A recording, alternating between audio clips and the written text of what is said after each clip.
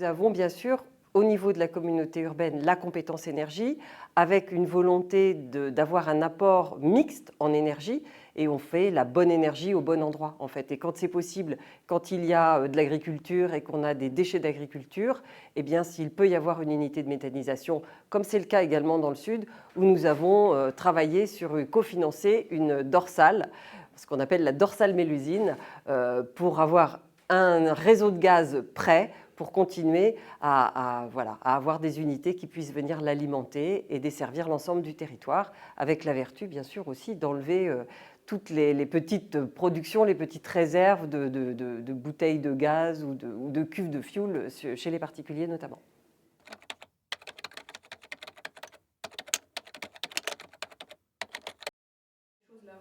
Alors la période des intrants, elle est très courte.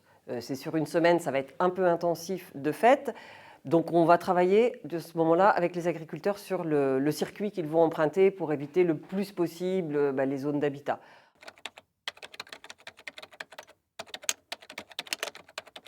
Ce qui est important, c'est effectivement cette continuité. À la fois, on gagne en autonomie vis-à-vis des énergies, et on a vu à quel point c'était important voilà, avec les conflits mondiaux. Et puis, on gagne en capacité de stabiliser aussi les coûts.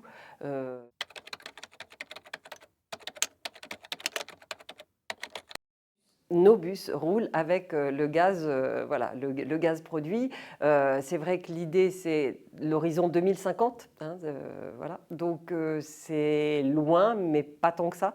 Donc, on a une trajectoire pour nous accompagner et on travaille sur tous les leviers, que ce soit l'habitat, les transports, parce qu'on sait que sur le territoire, notamment de Grand Poitiers, c'est 56% des émissions de gaz à effet de serre. Donc, on a un gros chantier.